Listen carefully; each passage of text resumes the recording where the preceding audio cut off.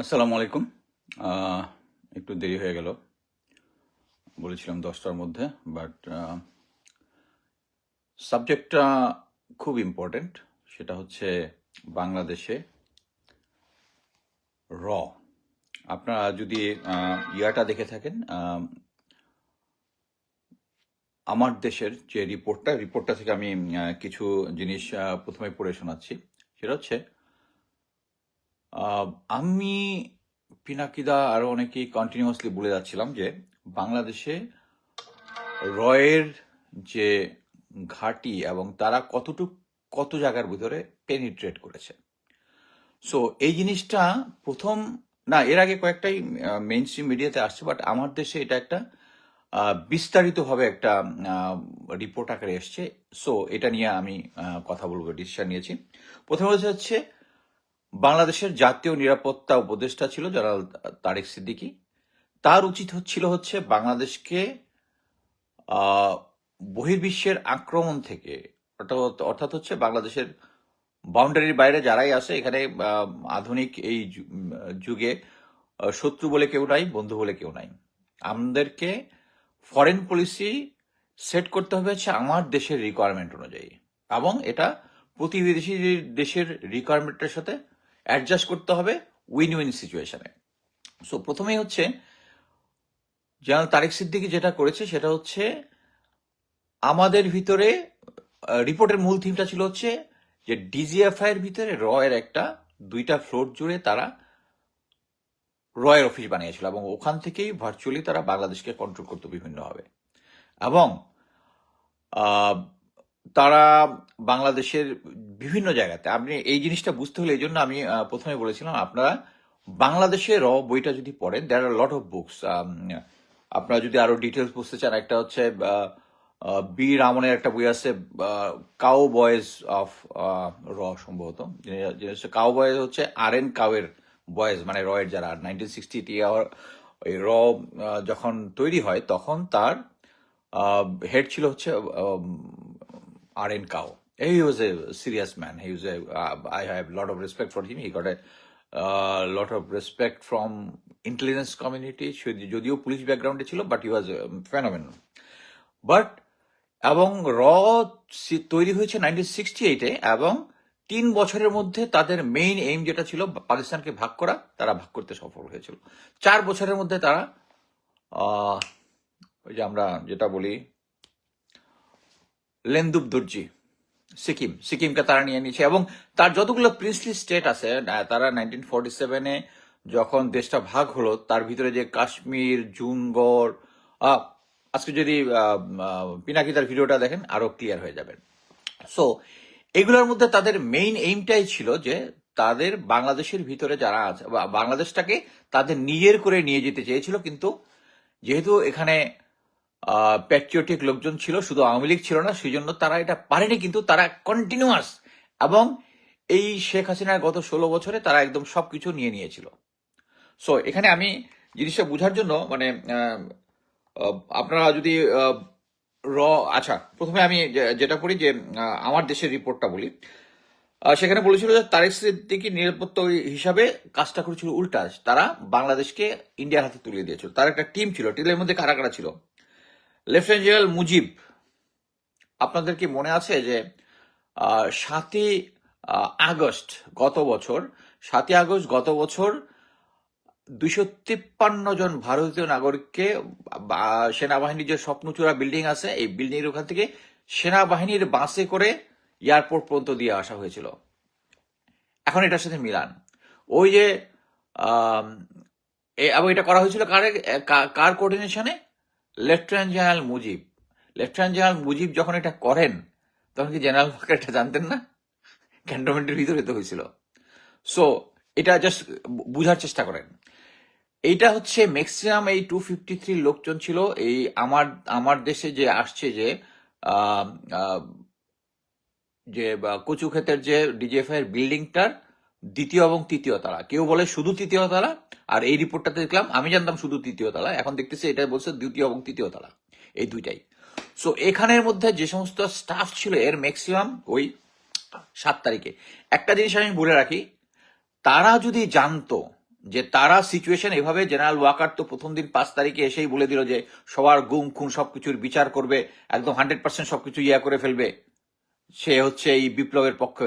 কিন্তু আস্তে আস্তে সে এখান থেকে পোস্ট থেকে চলে গিয়েছে এবং বাংলাদেশকে স্ট্যাবল করতে পেরেছে। তারা কিন্তু স্ট্যাবল করে দিয়েছে, আমরা এটা মেনে নিয়েছি যে জেনারেল ওয়াকার যেটা করতেছে ওইটাই ভালো করতেছে। কারণ তার যে লেসপেন্সার যারা আছে, এই এই জিনিসটাই আপনারা ক্লিয়ার হইতেন হচ্ছে যদি বইটা পড়েন বাংলাদেশেরও। এখানে বাংলাদেশের প্রথম ডিজি ছিল সম্ভবত ব্রিগেডিয়ার জেনারেল আমিনুল হক, বোধ হয় স্যারের নাম। সে তার একটা আমি জিনিসটা একটু দেখেই পড়ি। উনি ওনার একটা 2000 সালে অক্টোবরে দৈনিক ইনকালাবে ধারাবাহিকভাবে বাংলাদেশের যতগুলো বাংলাদেশে ধারাবাহিকভাবে যারা ডিজিএফআই এনএসআই ছিল তাদের একটা সাক্ষাৎকার ছাপা হয়েছিল। এর মধ্যে ব্রিগেডিয়ার অবসরপ্রাপ্ত আমিনুল হক বীর উত্তম উনি জানান যে ভারতের রয়ের সবচেয়ে ইম্পর্টেন্ট জিনিস যেটা করেছিল তারা, সেটা হচ্ছে তাদের যে বয়ান তৈরি করা। তারা বাংলাদেশ সেনাবাহিনীর বিরুদ্ধে একটা বয়ান তৈরি করে, যারা প্রগতিশীল ছিল, যেটা পিনাকিদার ভাষায় বঙ্গু কি জানি বঙ্গু সুশীল বা এরকম একটা বঙ্গু সুশীল একটা, যেটা এই পার্টি তৈরি করেছে, যারা বাংলাদেশ আর্মির এগেনস্টে ঘৃণা ছড়াতো। এইখানে দেখেন, এই আওয়ামী লীগের 17 বছরে এসে এই জিনিসটা কিন্তু চেঞ্জ হয়ে গেছে। কেন চেঞ্জ হয়ে গেছে? তারা এখন আর্মির পক্ষে কথা বলে। এটা কিন্তু সাক্ষাৎকারে আমিনুল হক স্যার বলেছিলেন যে তাদের মোস্ট ইম্পর্টেন্ট জিনিস হচ্ছে তারা বা এই প্রগতিশীল যারা আছে তাদের মাধ্যমে বাংলাদেশ আর্মির বিরুদ্ধে একটা হেট্রেড তৈরি করেছিল। তারা স্বাধীন বঙ্গবন্ধু আন্দোলনকে পালে হাওয়া দিয়েছিল, তারা শান্তি বাহিনীকে সাপোর্ট দিয়েছিল। এর কারণ একটা ছিল বাংলাদেশ আর্মির এগেন্স্ট একটা হেট্রেড করতো। বাট এখন তারা কি করতেছে, এখন যেহেতু আর্মিটা তার কন্ট্রোলে, তখন কন্ট্রোলে ছিল না, এখন যেহেতু তার কন্ট্রোলে চলে আসছে, এখন হচ্ছে বাংলাদেশ সেনাবাহিনী ভালো, জেনারেল ওয়াকার ভালো। এখন আরেকটা জিনিস আপনাকে প্রথমে আরেকটা জিনিস, আপনারা সবাই জানেন সাবেক GD major general M A Matin, যিনি তত্ত্বাবধায়ক সরকারও ছিলেন এবং দুর্নীতি দমন কমিশনের মহাপরিচালক ছিলেন, উনি যে কথাটা বলেছে, র সর্বপ্রথম অনুপ্রবেশ করেছে সংস্কৃতির মায়াবী পথ ধরে, তারপর ক্রমশ শাখা প্রশাখা বিস্তার করছে শিক্ষাঙ্গন, কালক্রমে তার ব্যাপ্তি ও প্রসার ঘটেছে আমাদের রাজনৈতিক অর্থনৈতিক অঙ্গনে। তার মানে বুঝতে পারছেন? এবং এই যে বয়ানটা তারা তৈরি করে, এর মধ্যে আরেকটা ইম্পর্টেন্ট জিনিস আছে। এই যে সাংস্কৃতিক কর্মকর্তা বললাম না, কোন 1991 সালের দিকে বাংলাদেশের দায়িত্বপ্রাপ্ত কর্মকর্তা ছিল মিস্টার মহাপাত্র, দূতাবাসে। তার ওয়াইফ ছিল, নাচ টাচ বিভিন্ন সময় করতো এবং তার ওয়াইফও ওই লাইনে ট্রেন ছিল। তারা এসে সংস্কৃতি, তখন বিএনপির সময় ছিল, সাংস্কৃতিক অঙ্গনে তাদেরকে ইনফ্লুয়েন্স করতো। এবং বাংলাদেশের এখন যে সাংস্কৃতিক অঙ্গন যেটা আছে, এটা আপনারা জানেন যে তাদের 100%, অলমোস্ট 99.99% হচ্ছে সেই প্রগতিশীল। তারা এখনো জয় বাংলা, চুপে চাপে জয় বাংলার স্লোগান দেয়। রোকেয়া প্রাচিত 32 নম্বরের সামনেই চলে গিয়েছিল যখন 32 নম্বর ভাঙা হয়। সো এখানে তারা যেটা মেইনলি কাজ করে, এই যে আমরা জানলাম যে 7ই আগস্ট রয়ের এজেন্টরা চলে গেছে, আমরা এখন জানি ঢাকা ক্যান্টনমেন্টের ভিতরে তাদের অফিস ছিল, এনএসআই এর একটা অফিস ছিল, যেটা বনানীতে একটা অফিস ছিল, হোটেল লেকশোরে একটা অফিস ছিল, যে এই রিপোর্ট অনুযায়ী। কিন্তু তারপরে আমরা একটা পার্টি যারা আছি, তারা এখন ওই যে তারা বয়ান তৈরি করেছে, তাদের যে সুশীল সমাজ যেটা আছে, তারা বয়ান তৈরি করেছে। এবং দেখেন এখানে কিন্তু একটা ক্লিয়ারলি বলেছে যে বনানীতে এবং লেকশোরে যে অফিসটা ছিল, এটাতে বাংলাদেশ রিটায়ার্ড মিলিটারি অফিসার যারা আছে তাদের একটা গ্রুপ এখানে কাজ করতো এবং তারা এখনো কাজ করে যাচ্ছে। এই রিটায়ার্ড অফিসার গ্রুপটাকে কিভাবে কন্ট্রোল করে, সেটা হচ্ছে আমরা সবাই জানি, প্রফেসর কলিমুল্লাহ সবাইকে পিএইচডি দেয়। প্রফেসর কলিমুল্লাহ যেটা করে, এই কলিমুল্লাহদেরকে সহ অন্যান্যদেরকে তৈরি করেছে। এই যে প্রথম আলো থেকে শুরু করে, আপনারা যদি এই আগের যে ডিজি যারা ছিল তাদের এই বই, তাদের বয়ানগুলা পড়েন, তার ইয়াগুলা পড়েন, তার বইটা পড়েন, তাহলে আপনি ক্লিয়ার বুঝে যাবেন যে প্রফেসর কলিমুল্লাহর মতো লোকজনকে। আর প্লিজ এটা মনে করবেন না যে কলিমুল্লাহ কিছুদিন আগে আমার সম্বন্ধে ওই হাসিনার আমলের ব্লিডজে প্রকাশিত একটা জিনিস, যেটাতে আমাকে শুরু করে আমার ফাদারকে শুরু করে সবার নামে যে কুচ্ছা রটাইছে, it is nothing personal. It is nothing personal, it's totally patriotic. আমি আপনাদেরকে কলিমুল্লাহ সম্বন্ধে বলতেছি বা অন্যদেরকে যা বলতেছি সেটা হচ্ছে টোটালি প্যাট্রিয়টিক।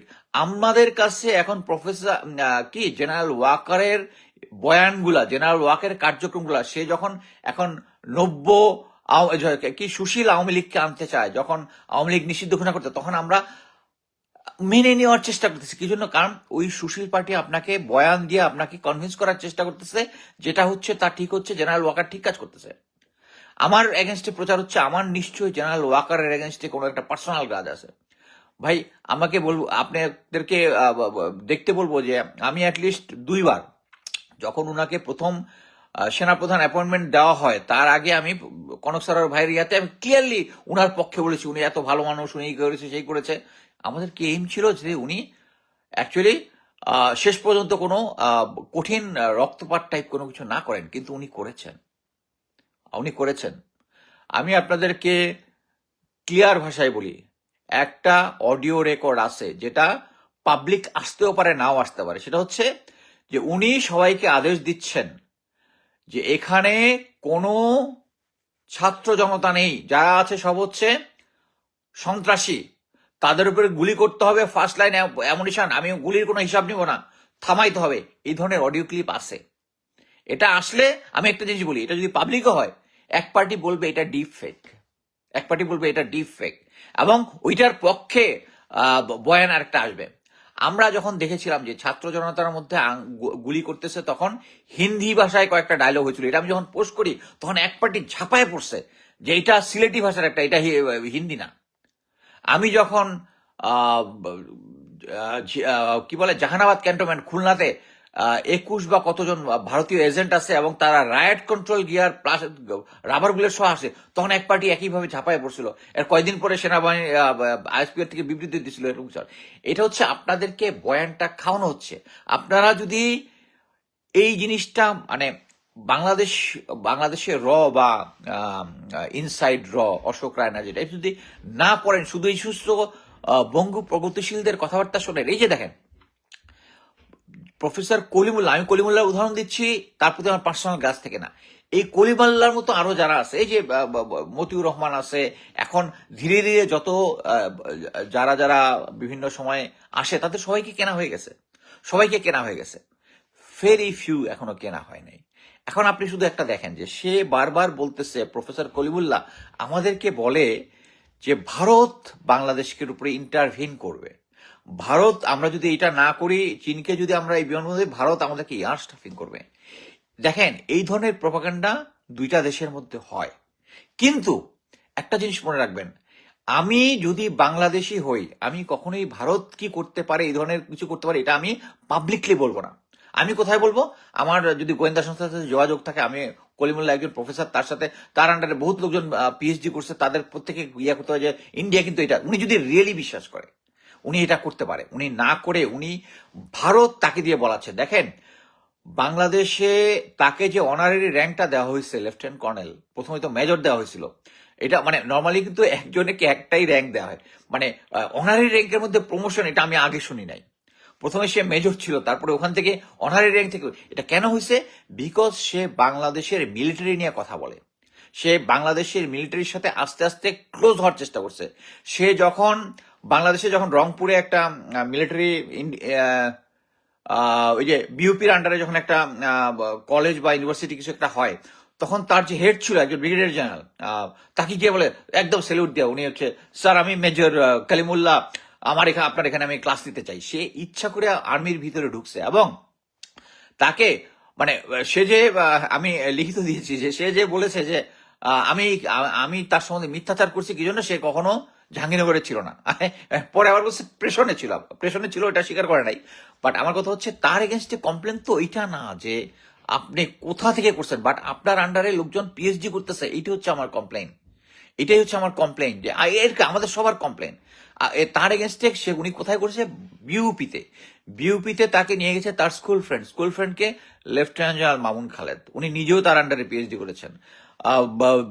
মোটা বেনজির তার পিএইচডি করেছেন। মোটা আজিজ, জেনারেল আজিজ তাকে করেছেন। এছাড়া অনেক মিলিটারি অফিসার যাদেরকে পিএইচডি র্যাঙ্ক দিছেই হচ্ছে এই আওয়ামী কনসিডারেশনে। এবং এর মধ্যে আরো ওয়েস্টেজও আছে, অনেক লোকজনকে করাইছে যে এদেরকে পিএইচডি ডিগ্রি দিলে এরা বিভিন্ন সময় টক শোতে লঞ্চ করতে, কিন্তু তারা কথাবার্তা এফেক্টিভ ছিল না, তারা ওয়েস্টেজ। বাট এইভাবে পিএইচডি দেওয়া হচ্ছে। এবং প্রফেসর কলিমুল্লাহকে কেন দেওয়া হয়েছে লেফটেন্যান্ট কর্নেল র্যাঙ্কটা? মেজর দেওয়া হয়েছিল কিন্তু প্রথমে, তারপরে মানে অনারি র্যাঙ্কের মধ্যে প্রমোশন আমি শুনি নাই আছে কিনা, থাকতে পারে, বাট আমি শুনি নাই। সো ওখানে তাকে লেফটেন্যান্ট কর্নেল দেওয়া হয়েছে কারণ সে বাংলাদেশ আর্মি এইটা করতে পারে, ওইটা করতে পারে, এটা করলে ইন্ডিয়ান আর্মি ইন্টারভিন করবে, এই জিনিসটার ওয়েটেজ বাড়ানোর জন্য। এবং এই জিনিসটাই যে গত 16 বছরে এর আগের পর্যন্ত যারা ডিজি ছিল, বিভিন্ন জেনারেল মতি থেকে শুরু করে যারা মোহাম্মদ জান চৌধুরী, যারা ডিজি এনএসআই ডিজি ছিল, তারা এইটাই বলার চেষ্টা করছে যে তাদের মেইন জিনিসটা হচ্ছে বাংলাদেশের এগেনস্টে বয়ান তৈরি করার জন্য তারা এই যে ফিফথ কলামিস্ট বলে, এটাকে ফিফথ কলামিস্ট তারা তৈরি করেছে।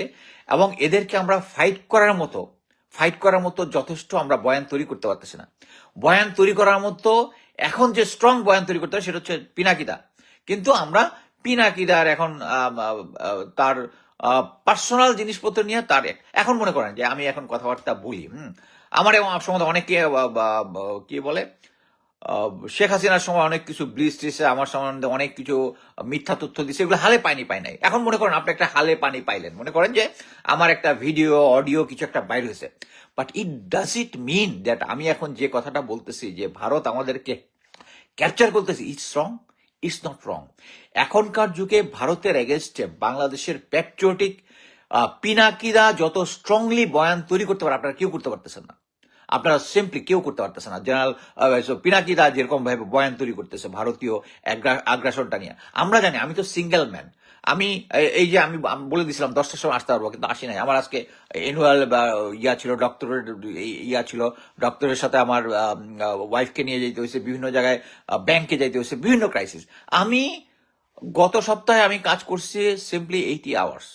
80 আওয়ার্স কাজ করে আমি এখানে টাইম দিচ্ছি। এটা কি জন্য? আমার প্যাট্রিয়টিক পয়েন্ট অফ ভিউ থেকে আমার দেশটাকে ভারত এভাবে কন্ট্রোল করবে এটা আমি দেখতে পারবো না। সো একটা জিনিস বুঝতে হবে আমাদেরকে, এই যে আমার দেশ যে রিপোর্টটা বের করেছে এটা আমাকে সিরিয়াসলি নিতে হবে। আমরা যে সমস্ত বয়ান ভারতীয় রেসপন্সাররা তৈরি করে তাদেরকে আমাকে থামাইতে হবে। আমি অ্যাকচুয়ালি যখন আমাকে প্রফেসর কলিমুল্লাহ আমার নামে যে কথাগুলো বলছে, তখন তার নামে আমি গুগলে সার্চ দিয়ে আমি অবাক যে তার সম্বন্ধে তো কিছু বলারই দরকার নাই। তার নামে শ্বেতপত্র আছে তার দুর্নীতির। সে রংপুরে একটা কলেজের ভিসি ছিল, ওখানে কতদিন মানে বছরের কত অংশই নাকি সে ছিল। আমি আর ওইটা ইন্টারেস্টই পাই নাই পড়তে। কতদিন অ্যাবসেন্ট ছিল, ঢাকায় ছিল, ওখানে থাকার সময় কি কি করছে, যারা তাকে থ্রেট, আমাকে আরো ডেঞ্জারাস জিনিস, যারা তাকে থ্রেট দিত তখন সে যেহেতু জেনারেল আজিজের, এই যে সেনাপ্রধান জেনারেল আজিজের কিন্তু ক্লাসমেট, সে আমি যেটা শুনলাম সে ক্লাসমেট, এবং সে পিএইচডি করছে, এবং সে তখন হচ্ছে ডিজিবিজিবি। সে স্ট্রেট যারা তাকে বলতো তাকে থ্রেট দিত যে গুম করে ফেলবে। সে স্ট্রেট যারা তার বিরুদ্ধে কথা বলছে তাকে গুম করে ফেলবে। এই যে শ্বেতপত্র প্রকাশ হয়েছে, তার যে এত দুর্নীতি, কেউ তাকে ধরতেছে না। কত he should be behind the bar. দেখেন, সে দুর্নীতি করছে, এটা তার প্রধান পাপ না। তার প্রধান পাপ হচ্ছে সে বাংলাদেশের এগেনস্টে সরাসরি, বিইং এ বাংলাদেশি সিটিজেন, সে সরাসরি বয়ান দিতেছে যে ভারত আমাদের অ্যাগ্রাসন করবে, ভারত আমাদেরকে ইন্টারভিন করবে, ভারত মিলিটারিলি অ্যাগ্রেসিভ হবে, ভারত আমাদেরকে কি বলে মানে বিমান আক্রমণ করবে তিস্তাতে। এটা মেনে নেওয়া যায় না। কলিমুল্লাহকে তার দুর্নীতির জন্য না, বাট আমি মনে করি তাকে ধরার জন্য সরকারের উচিত এই যে ভারতীয় লেসপেন্সার যারা আছে তাদেরকে ধরতে হবে। আমাদের কলিমুল্লাহকে ধরার সবচেয়ে সোজা, কারণ তার যে দুর্নীতির যে আছে, সে যে এই যে জানিপাপ যে ইয়াটা করেছে, এটা কিন্তু সে কিন্তু নিজে তৈরি করে না, যে তৈরি করছে তার কাছ থেকে আইনের মারপেচ দিয়ে সে নিয়ে নিছে। এবং এটা দিয়েই সে গত 3টা ইলেকশনে তার বয়ানের মাধ্যমে এই 3টা ইলেকশনকে সে আম, সহি মানে কি অংশগ্রহণমূলক বলেছে, এবং এই কারণেই ভারত থেকে সে সহায়তা পেয়েছে, যার ফলে ভারত এটার সাথে বয়ানের সাথে কোইনসাইড করছে এবং তারা সরকারটা টিকে গেছে। এরকম একটা কালপিটকে আমরা এখনো কথা বলতে দিচ্ছি, এবং সে এখনো সগর্বে ভারতের এগেনস্টে কথা বলতেছে। সো আমি একটা জিনিস বলি যে এই যে আপনার এই রিপোর্টটা পড়লেন, এখন আপনার কার্যক্রম কি? বাংলাদেশের ডিজিএফআই এর ভিতরে তাদের ইয়া ছিল, বাংলাদেশের যারা মিলিটারি ইয়া ছিল, দেখেন জেনারেল মুজিব যখন পালিয়ে গেল তখন তো বাকিদের সাবধান হওয়ার কথা ছিল না? সো এই যে টিম মেম্বার যারা ছিল, বলছে তাবরেজ শামস, আকবর, জেনারেল হামিদ, সো এরা তো তখন দেশে ছিল। তো জেনারেল ওয়াকারের কি করার কথা ছিল? উনি যদি ইয়া না হয়, মানে উনি বলতাম উনি রওনা, উনি একজন সহি সহি তাহাজ্জুদের নামাজ পড়া সেনাপ্রধান, তাহাজ্জুদের নামাজ পড়া, তাহলে ওনার কি করা হচ্ছিল? ওইগুলাকে ধরা উচিত ছিল না? ধরেছে উনি? তারপরে কি করেছে, গুম খুন কমিটি যখন তাদেরকে অ্যারেস্ট করতে চাইছে, তাদেরকে পার করে দিছে, ভারতে পার করে দিছে। তারপরে জেনারেল ওয়াকার ভালো, উই আর ইনে মানে ভারত এই যে সমস্ত তাদের লেসপেন্সার দিয়ে বয়ান তৈরি করতেছে, আপনার ধুমায় খাচ্ছি। একটার পর একটা জেনারেল ওয়াকার একটার পর একটা ভারতের পক্ষে, আওয়ামী লীগের পক্ষে কথা বলে ধরা কইতেছে। তারপরেও জেনারেল ওয়াকার ভালো। আমি জেনারেল ওয়াকার সম্বন্ধে বিভিন্ন জিনিস লিখি, এটা মানে পার্সোনাল জিনিস। It's nothing personal, it's nothing personal. General Waker যদি থাকে, বাংলাদেশের এই যে রয়ের যে কানেকশন যেটা আছে কখনোই যাবে না। আমি একটা সিম্পল উদাহরণ বলি।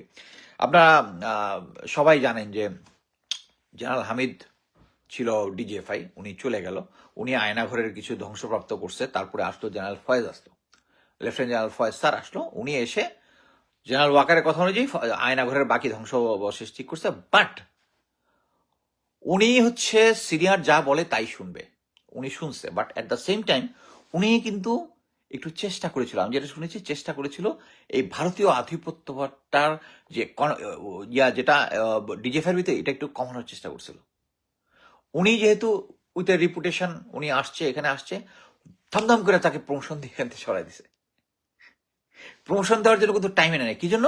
কারণ উনাকে এখানে থেকে সহায়তা হচ্ছে, ওইটা হচ্ছে এই মেম, যে উনি যদি ওখানে থাকে দীর্ঘদিন, তাহলে হয়তো এই জিনিসটাকে, কিছু জিনিসপত্র আছে জেনারেল ওয়াকার সরাসরি বলতেও পারবে না, সরাসরি তো ভারতের পক্ষে কথা বলতে পারবে না। He was not part of that team, যে টিমের কথা আমার দেশে বলছে। বাট উনি লেফটেন্যান্ট জেনারেল ফয়েজ স্যার যখন এই খাতটা শেষ হয়, ওখান থেকে গিয়ে উনি ওনাদের ব্যাচের একটা মানে ডিনার পার্টিতে উনি ক্লিয়ারলি বলেছেন, আমি চেষ্টা করেছি কিন্তু ভারতীয় দাদাদের জন্য পারি নাই। সিম্পলি সিম্পলি তাকে এই প্রমোশনটা তখন না দিয়ে, মানে দেয়ার লট অফ ক্যান্ডিডেট আরো ছিল, সরকার তখন নতুন, ধুমধাম করে স্যারকে এবং জেনারেল মাইনুরকে একসাথে প্রমোশন দিয়ে দিল। এখান থেকে মেইন এইম ছিল হচ্ছে তাকে ডিজিএফআই থেকে সরানো, এবং এনে তারপরে পারফেক্ট লোক আবার মেজর জেনারেল জাহাঙ্গীরকে এখানে এনে বসানো হয়েছে। সো প্রাথমিকভাবে আমি এনএসআইতে সেম জিনিস, major general Farid with a good reputation, good human being, ভালো কোয়ালিটি, সবকিছু আছে, কিন্তু সে আসার পরেও সেম জিনিস, পলিটিক্যাল ইনফ্লুয়েন্সটা কমেছে। আমি একটু ধরাধরি করার পর পলিটিক্যাল ইনফ্লুয়েন্স কমেছে, এখন আছে। এবং he is also family background from বাম রাজনীতি অ্যান্ড আওয়ামী লীগ। বাম রাজনীতি তো সবসময় আওয়ামী লীগের সাথে পরকিয়া করে আজীবন। সো এখনো এদেরকে, এই পার্টি যারা আছে এবং ডিজিএফআই এনএসআই যে জেনারেল ওয়াকারের সাথে মিলে আছে, এবং তারা যে সরকার, বর্তমান সরকার যে আছে তাদেরকে সাপোর্ট দিচ্ছে না, এটা আমি কনফার্ম হয়েছে, 100% কনফার্ম হয়েছে। এই যে প্রফেসর জেনারেল ওয়াকার যেদিন অফিসার অ্যাড্রেসটা দিয়েছিল, সেই অফিসার অ্যাড্রেসে ক্লিয়ারলি তখন বলেছিল যে আমাদের তো দেয়ালে পিঠ থেকে গেছে দুইজনই, এই জন্য জেনারেল ওয়াকারকে সাপোর্ট করতেছে। একটা জিনিস মনে রাখেন, এই খলিলুর রহমান যখন আসে, তখন প্রথম থেকেই এই যে উনি এসেছিলেন, উনার একটা ব্যাকগ্রাউন্ড আছে। যখন জাস্টিস লতিফুর রহমান একদিনের মধ্যে 1800-র মতো লোকজন চেঞ্জ করে একটা ফেয়ার ইলেকশনের সৃষ্টি করেছেন, এটার ব্যাকগ্রাউন্ডে ছিল এই খলিলুর রহমান। এটা আমি আগেও একটা ইয়াতে বলছি। সেম জিনিস এখন আসার পরে উনি যখন এই জিনিসটাকে ক্লিনজিং করবে, উনার দেশপ্রেমে আমার কোনো ডাউট নাই। উনার ফরেন সার্ভিসে মানে নাম্বার অফ পিপলের সাথে আমি কথা বলেছি, তো উনি যখন এটা করতেছে এবং উনি ভার্সাস হচ্ছে জেনারেল ওয়াকার এখন পর্যন্ত যারা ভারতীয় লেসপেন্সার যারা আছে, যে সমস্ত জেনারেলরা এই সমস্ত সাথে জড়িত, তাদেরকে এখনো সাপোর্ট দিয়েছে। আপনাকে আরেকটা ইন্টারেস্টিং জিনিস বলি, এর আগে 25 জন জেনারেল প্লাস পুলিশের কিছু নিয়ে এদের নামে দেশ থেকে নিষেধাজ্ঞা বেরিয়েছিল না, ইফ ইউ রিমেম্বার। কয়েকদিন আগে শুধু একজনের বেরিয়েছে, সেটাকে লেফটেন্যান্ট জেনারেল মামুন খালেদ। কারণটা কি জানেন? সেটা হচ্ছে উনি গুম কমিশন এবং মানে সরকারের এই সমস্ত যে গুম কমিশন প্লাস দুর্নীতি যারা হচ্ছে, এদেরকে বুঝাচ্ছে যে উনি রাজসাক্ষী হবে, সবার কথা বলে দিবে উনি। উনি আমি একটা জিনিস বলি, আমার দেখা স্মার্টেস্ট লোকজনের মধ্যে সেনাবাহিনী চিকন বুদ্ধি যেটা আছে, উনি হচ্ছে নাম্বার 1 আমার দেখা চিকন বুদ্ধিওয়ালা লোক। 4 মাস 5 মাস পরে গুম কমিশন বুঝতে পারছে যে মাউন্ট খালেদ তাদেরকে কোনো ইনফরমেশনই দেয় নাই, কোনো ইনফরমেশন দিয়ে শুধু ম্যানিপুলেট করার চেষ্টা করছে। দেন ফাইনালি তার নামে, এবং উনিও বিদেশে পাড়ায় গেছিল, উনি দেশে ফেরত আসছে, এসে ভাবছিল ওইটা ম্যানেজ করে ফেলবে। এখন উনি এখন দেশে আছে, দেশের উপর নিষেধাজ্ঞা দিয়ে দিয়েছে। এরাই ছিল হচ্ছে মূল বাংলাদেশে ভারতীয় লেসপেন্সার। এখন আপনারা যে একটা জিনিস বলেন যে বাংলাদেশ যদি ভারতীয় আধিপত্যবাদের ইয়াতে যদি না করতে পারে, মানে এটা থেকে যদি না ছুটতে পারে, বাংলাদেশের কোনো মানে অ্যাকচুয়ালি বাংলাদেশ ইন্ডিয়া অলরেডি তার প্রাথমিক অ্যাচিভমেন্টটা করে ফেলছে, আমাদেরকে দ্বিধাবিভক্ত করে ফেলছে।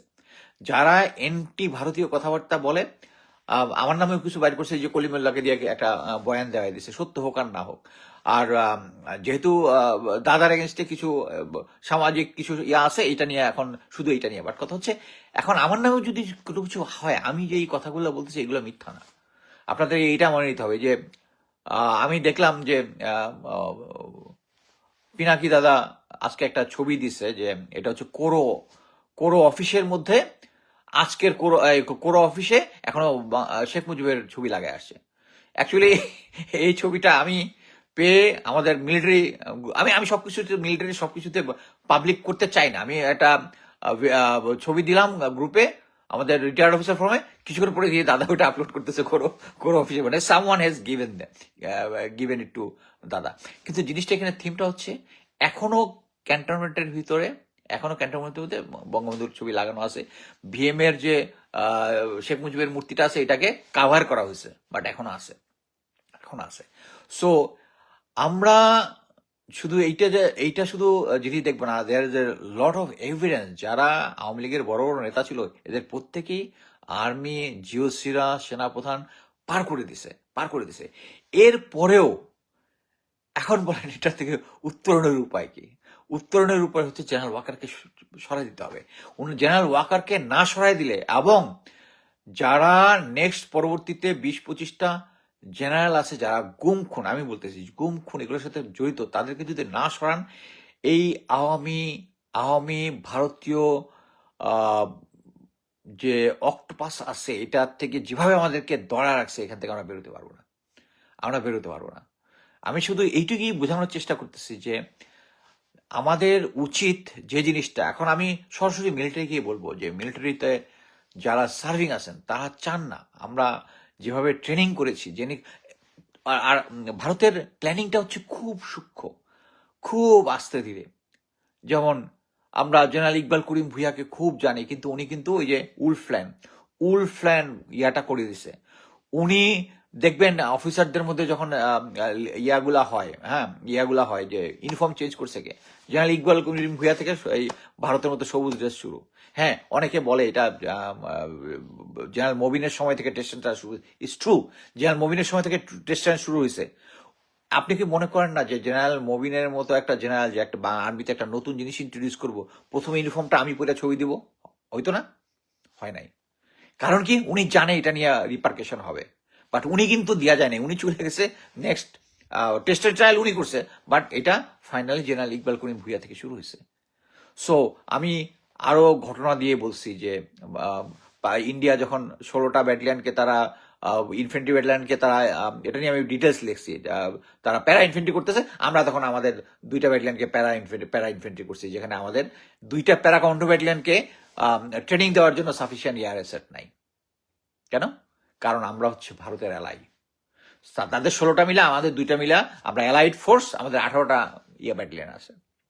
সো এই জিনিসটা থেকে আমাদেরকে বেরিয়ে আসতে হবে। আমি আগেই বলেছি যে আহ, আমাদের বর্তমানে এখন বাংলাদেশে জিনিয়াস থেকে আমি জানি খলিল সাহেব একজন জিনিয়াস লোক, কোনো ডাউট নাই। কিন্তু তার ইম্পর্টেন্স জিনিয়াস থেকে হচ্ছে তার প্যাট্রিয়টিজম আছে কিনা।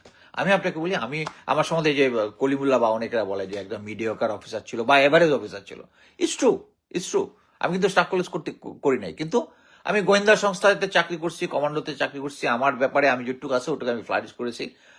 আমি মনে করি যে আমি আর্মিতে লেফটেন্যান্ট কর্নেল হয়েছি, আলহামদুলিল্লাহ, this is it's a good rank. আমাকে যখন এই যে বঞ্চিত অফিসার হিসেবে বলছে, আমি কিন্তু অ্যাপ্লাই করিনি, কারণ আমার বলছে লেফটেন্যান্ট কর্নেল পর্যন্ত আমি হয়েছি, আলহামদুলিল্লাহ। কিন্তু এই জিনিয়াস অফিসাররাই বাংলাদেশ, এই যে বললাম না lieutenant Mamun Khaled genius officer, কিন্তু প্যাট্রিয়টিজম নাই। এই যে বিভিন্ন রিপোর্টের মধ্যে দেখেন যে বাংলাদেশ সেনাবাহিনীর অফিসাররা এবং অন্যান্যরা একটা জিনিস দেখেন, সিভিলিয়ান, আমাকে সবাই বলে যে সিভিলিয়ান সচিব, পুলিশ, এরা যে এত করতেছে, আমি তো ওদের চাকরি করি নাই, ওরা আজীবন এগুলো করে গেছে, ওরা শুরু থেকে দুর্নীতি এগুলো সবকিছু করে গেছে। বাট আমরা যখন এখানে জয়েন করছি, উই টুক দ্য লিড। আমরা গুম খুন থেকে শুরু করে এই যে এখানে যে লেফটেন্যান্ট মেজর জেনারেল সিদ্দিকের কথা বলা হইলো, লেফটেন্যান্ট আরেকজন হচ্ছে মেজর জেনারেল আবু সাইদ স্যারের কথা, আবু সাইদ স্যারের কথা বলা হলো। He is the man, Bangladesh আর্মির রিটায়ার্ড অফিসার, প্রথম সে 200 কোটি টাকা কালো টাকা সাদা করছে 25 কোটি টাকা ট্যাক্স দিয়ে। বাংলাদেশ আর্মিতে disgusting thing. Major general Abu Sayeed আসছিল এখানে, গত বছর আসছিল, আমার ক্লোজ একজনের বাসায় ছিল, আমাকে ভুলেও বলে না যে উনি আসছেন। একটা জিনিস দেখেন, সেনাবাহিনীরা, আমি যখন সেনাবাহিনীতে ঢুকেছি তখন একটাই ছিল, প্রাইড ছিল, তখন ইউএন মিশনও ছিল না, আমরা জাস্ট সম্মান বাংলাদেশকে সার্ভ করার জন্য আসছিলাম। এখন বাংলাদেশ আর্মির ভিতরে এখন এই দুর্নীতিগুলা ঢুকায়া মানে এমন একটা সিচুয়েশন তৈরি করছে। এই যে জিয়াউল হাসান, আমার কোর্সমেট, তার বাসায় কিন্তু 3 ট্রাঙ্ক না 4 ট্রাঙ্ক ফরেন কারেন্সি পাওয়া গেছে। ফরেন কারেন্সি চিন্তা করতে পারবেন না। এখনো সে এই টাকাগুলো খরচ করতেছে বিভিন্ন জায়গায় তার পক্ষে কথা বলার জন্য। সো এখন বাংলাদেশের সিচুয়েশন যেটা আমরা সবাই জানি, আওয়ামী লীগ সরকার বিভিন্ন সময় বিভিন্ন হাজার কোটি টাকা পাচার করছে। এই টাকা পাচার দিয়ে এখন তারা, আপনি শুধু একটা জিনিস চিন্তা করেন যে 1400 লোক মারা গেছে। আপনার যে জিনিসটা, আমি যদি আওয়ামী লীগ হইতাম, লজ্জায় চোখ বন্ধ করে পালায় চলে যেতাম, একদম হয়ে। বাট এত কিছুর পরে লন্ডনে আপনারা দেখেছেন, ইভেন নিউ ইয়র্কে আওয়ামী লীগের পক্ষে গলাবাজি করার লোক আছে। সো এইটা একদম সেম যে নাৎসি যে কাল্ট যেটা ছিল, নাজি পার্টি, সেম জিনিস হয়ে গেছে। তাকে নিষিদ্ধ করা এখনো হয় নাই, তাদের কার্য স্থগিত হচ্ছে, বাট আমি মনে করি ফিউচারে এটা হবে।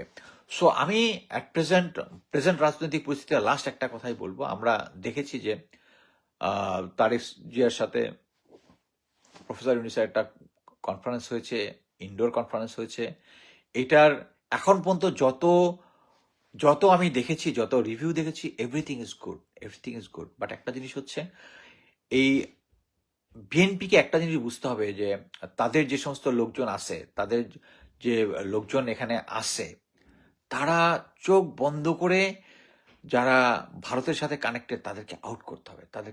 এটা যদি বিএনপি না বুঝে, তাদের ফিউচার ইজ নট গুড। বাংলাদেশের এখন যে বর্তমান পলিটিক্স, এই পলিটিক্স হচ্ছে এন্টি ভারতীয়। ভারতকে যারা স্পেস দিবে, যাদের এখন আমি একটা জিনিস আপনারা দেখেন যে তারেক জিয়া কত সুন্দরভাবে প্রফেসর ইউনূসের সাথে রেসপেক্ট রেখে কথা বলেছে। প্রথমে বলছে, আম্মা আপনাকে সালাম জানিয়েছেন। He is from a military family, তার ফাদার একজন গ্রেট জেনারেল ছিল, প্রেসিডেন্ট ছিল, এবং এটা সবাই স্বীকার করে যে তার সময়ই বাংলাদেশের পররাষ্ট্রনীতি একমাত্র স্ট্রং ছিল। এই যে ভারত আমাদেরকে এইভাবে আষ্টে পৃষ্ঠে জড়ায় রেখে আমাদেরকে চাচ্ছে, তাদের পররাষ্ট্রনীতি হিসেবে আমরা চলবো। আমরা অলরেডি ভারতের পররাষ্ট্রনীতি ফেস করে মায়ানমারের সাথে এবং ইয়ার সাথে আমরা সম্পর্কটা ক্রাইসিস করে ফেলছি। কিন্তু এখন এই সিচুয়েশনে যদি বিএনপি যে প্রথমে ডিসিশনটা ভুল নিছে, যে জেনারেল ওয়াকারকে সরানোর ব্যাপারে তারা ভুল ডিসিশন নিছে, সুপ্পুকে সরানোর ব্যাপারে তারা ভুল ডিসিশন নিছে, এগুলো থেকে বেরিয়ে আসতে হবে। একটা জিনিস বলতে পারি যে বাংলাদেশ আর্মিকে ঢেলে সাজানোর জন্য জেনারেল ওয়াকারকে রেখে হবে না। আপনারা যদি বললাম না যে ওই যে অডিওটা, ওনার একটা অডিও আছে যে উনি আদেশ দিচ্ছেন যে এখানে কোনো ছাত্র জনতা নেই, সবাই হচ্ছে সন্ত্রাসী, এবং ফার্স্ট লাইন অ্যামুনিশন বলা আছে, এটা কোনো হিসাব দিতে হবে না, গুলি করার জন্য সে থামাইতে বলছে। এটা যদি বের হয় তারপরে এক পার্টি বয়ান নিয়ে আসবে, এটা ডিপ ফেক। সো আমি শুধু এইটাই বলতে চাচ্ছি যে আমাদের এখন উচিত, এক হচ্ছে ফার্স্ট হচ্ছে আর্মিকে রিভাইভ করা, আর্মির জেনারেল ওয়াকারকে সরানো, অন্যান্য যারা ভারতের সাথে কানেক্টেড তাদেরকে সরানো। এখানে তো আর কোনো ইয়ার নেই, মনে করছে লেফটেন্যান্ট জেনারেল 5 জন ভারতে আর মেজর জেনারেল সব 5 জন ভারতে পালায় গেছে। এরা কি ভারতীয় এজেন্ট ছিল, পালায় যাওয়ার পরে এখন মিলিটারি স্ট্রাকচারে ব্রিগেডিয়ার, ক্যাপ্টেন, মেজর, লেফটেন্যান্ট, এগুলো বাকিরা কি কেউ নাই? শুধু এই 5 জনেই যারা পালায় গেছে এরাই শুধু ভারতীয় এজেন্ট ছিল, ভারতীয় এজেন্ট। আমরা তো আগেই আমি বলছি যে লেফটেন্যান্ট জেনারেল শাহিন অজিত দোভালের সাথে টেক্সট আদান প্রদান করছে, এটা নিয়ে জেনারেল ওয়াকার তাকে সামন করছে, তাকে শুধু পোস্টিংটা করাই দিছে। তারা কিছু করে নাই কি জন্য? কারণ তারা সবাই জেনারেল ওয়াকারও রয়্যাল এজেন্ট, উনিও রয়্যাল এজেন্ট। কথা ক্লিয়ার। সো আমি শুধু এইটাই বোঝানোর চেষ্টা করতেছি, সেটা হচ্ছে আরেকটা জিনিস হচ্ছে যে বয়ান যারা তৈরি করে, এখানে প্রফেসর কলিমুল্লাহ দুর্নীতিতে, তো আপনি যদি গুগল সার্চ করেন কোনো কিছু তার দুর্নীতিতে ভরা, দুর্নীতির সবকিছু তাই ইয়েতে ভরা, তাকে এই দুর্নীতির দায়ে এখন ধরে জেলে ভরা উচিত। কি জন্য? সে, তার মেইন দোষ হচ্ছে সে বাংলাদেশে এগেনস্টে, বাংলাদেশে থেকে বাংলাদেশের নাগরিক হইয়া সে কিভাবে বলে ভারত আমাদেরকে ইন্টারমিনেট করে দিছি। আমি অ্যাকচুয়ালি তার সাথে যারা টক শো করেছি, টক শো করার সময় আমি তাকে কিন্তু প্রতিবারই ধরেছি। উনি আবার খুব স্মার্ট। আমি যেহেতু লেফটেন্যান্ট কর্নেল এবং উনার অনারি র্যাঙ্ক, অর্থাৎ উনি আমাকে স্যার বলে, আমি উনাকে প্রফেসর, ইজ এ টিচার, আমি তাকে স্যার বলি। কিন্তু কথা হচ্ছে when question of Bangladesh comes, সেটা হচ্ছে তাকে তার মুখটা বন্ধ করতে হবে, তার এই বয়ান দেওয়াটা বন্ধ করতে হবে। ভারতের পক্ষে কথা বলে এটার জন্য কোনো আইনে যদি না হয়, তাকে দুর্নীতির জন্য তাকে ধরতে হবে। এবং এই বয়ান পার্টিটা আপনারা দয়া করে বিশ্বাস করেন না, এই যে রিপোর্টটা আমার দেশ বের করেছে 100% সহি, 100% সহি। এবং এরকম একটা রিপোর্ট দিছে, এর মধ্যে 5 জন বিদেশে পালায় গেছে। আপনি কিভাবে এটা বলেন যে এটা সহি না? কেমনে বলতে পারেন? তারপরে তো ওই পার্টির বয়ান আপনি কিভাবে বিশ্বাস করতে পারেন? বাট আমরা যদি বাংলাদেশকে ভালোবাসি, আমাদের উচিত প্রফেসর ইউনূসকে সহায়তা করা, খলিলুর রহমানকে সহায়তা করা। জেনারেল ওয়াকারকে যদি না সরানো হয়, আমি বলি কোনোভাবেই বাংলাদেশের ভারতীয় আধিপত্য মরিয়া হবে না। এই যে আবার আরেকটা জিনিস মনে করাই দিই, ব্রিগেডিয়ার আমিনুল হক বোধহয় স্যারের নাম, প্রথম ডিজিএনএসআই ছিল, উনি বলে দিচ্ছে যে তারা সাকসেসফুলি বাংলাদেশের আর্মির এগেনস্টে তারা বয়ান তৈরি করতে পারছে। বাংলাদেশের আর্মিকে একটা যাকে মানে ভারত আওয়ামী লীগ, তারা বাংলাদেশ আর্মিকে নেগেটিভ, এই যে আপনারা দেখছেন না রক্ষী বাহিনী তৈরি করছে শেখ মুজিবুর রহমান, কি জন্য? আর্মির এগেনস্টে। তারা একটা আর্মির এগেনস্টে বয়ান তৈরি করছে সাকসেসফুলি। সেই বয়ান এই 2024 এসে 25 এসে চেঞ্জ হয়ে গেছে। এখন হচ্ছে আর্মি ভালো, কারণ এখন আর্মিকে তারা পকেটে নিয়ে নিছে। যাক, আমি অ্যাকচুয়ালি কোনো মানে আমি বলেছিলাম, আমি ভাবছিলাম যে একটু প্রিপারেশন নিব, বাট আমি অ্যাকচুয়ালি পার্সোনাল কাজে আমি খুবই ব্যস্ত ছিলাম। এই যে কর্নেল হাসিবুলকে কে গুম করেছিল? জি, আমি ওখানে গ্রুপে ছিলাম। আপনি কনক স্যারের শোটা দেখেন।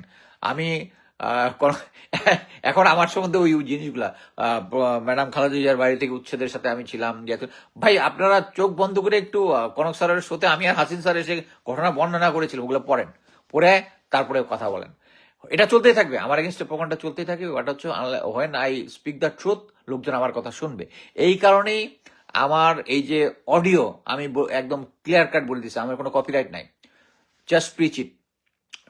আমার নিজের ইউটিউব চ্যানেলের মধ্যে কোনো ইয়া নাই, আমি ইউটিউব চ্যানেল করতেছি, এটার মধ্যে কোনো ভিউ নাই। কিন্তু আমারগুলো যারা কপি করে তাদের ভিউ আছে, বা 100,000 ভিউ আছে, কোনো সমস্যা নাই। বাট কথা হচ্ছে আমাদের এইম হচ্ছে একটাই, আমাদেরকে ভারতের আধিপত্যবাদ থেকে সরাইতে হবে, এবং আধিপত্যবাদ থেকে সরার জন্য জেনারেল ওয়াকারকে রেখে আমরা এই জিনিসটা পারবো না। Thank you.